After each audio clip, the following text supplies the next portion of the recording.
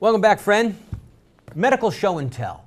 We're going to have a little bit of fun. By the way, this is not just stuff for a Teotihuacan event, the end of the world as we know it, or some major calamity, but this stuff is almost all for everyday use.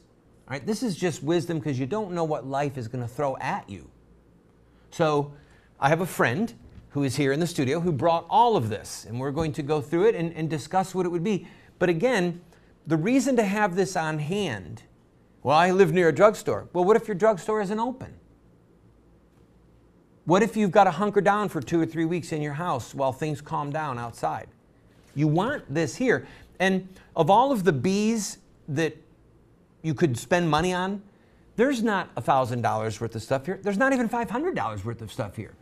All right? This is a very modest way to invest for your family's protection. So I'm going to just pull out. Actually, I'll close my eyes here. Dun, dun, dun. Rubbing alcohol.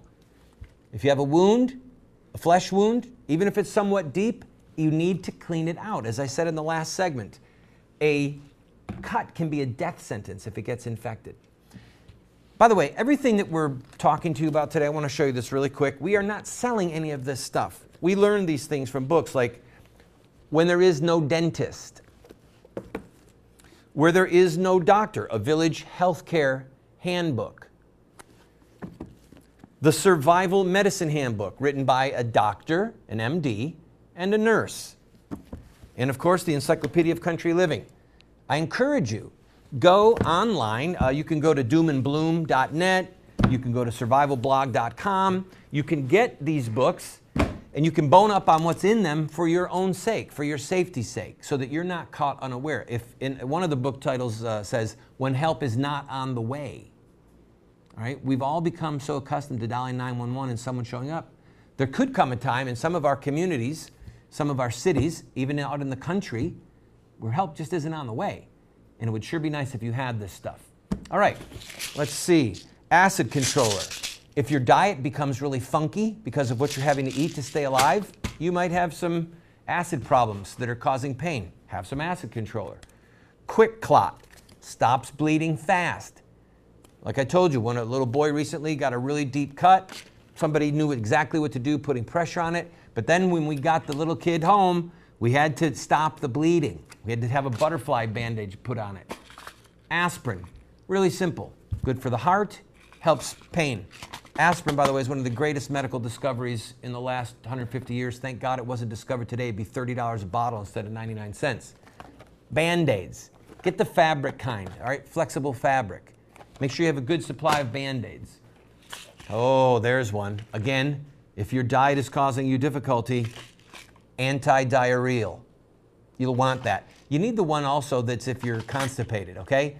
So you could have delivery problems that you need to correct, either too much or too little. Nasal spray, saline nasal spray. If you've got a nose infection, or if your nose is starting to bother you, you do not want it to turn into a general infection in your nasal passage. How about this? Alcohol swabs. It's good to have swabs, but with an alcohol swab, if you did get a cut, if one of your kids got cut and it was fairly deep and you need to get in there and clean it out, it's going to hurt a little bit, but you want the alcohol swab because it's going to get out the things that could cause an infection. Allergy medicine. Isn't this like Benadryl? Yep. All right, so if you get a bee sting, you want to have this around. Some people have very violent reactions to bee stings, and if you're not near a pharmacy and you can't go get a prescription, this might be the difference between misery and quick relief. Baby powder. Need I say more? That was a nice touch, by the way, the baby powder. Very nice. Neosporin. This, of course, is a antibiotic ointment. All right? When we had the little man who had the cut, who had to have the butterfly bandage, it was a very deep cut. We ended up not putting in stitches because it was clean enough where we could get it to close. But boy, we loaded it up with this, and we kept our eye on it every 3 or 4 hours to make sure that an infection didn't start to happen. Because if an infection happens and it goes unnoticed, you can go into a septic shock. All right? And that literally can be life-threatening. What do we have here? Gauze. Gauze. We're going to talk about gauze when we come back. Let's see. Sufridrine. nasal and sinus decongestant formula. Again, some of this is just for convenience. If you're miserable because your nose is all plugged up, you'll wish you had this. And it's not expensive. And let's see. Again, what was this one? Omeprazole. This is also another acid. Yeah, if your diet has become a little bit funky and you're miserable, you know what I don't see here is I don't see one of the most important things you could have, hydrogen peroxide. I keep that refrigerated. All right, keep it refrigerated. Make sure you've got a lot of peroxide on hand. Are we out of time in this segment? Do we need to go? All right. When we come back, we'll talk about these pretty little colors here. I like colors.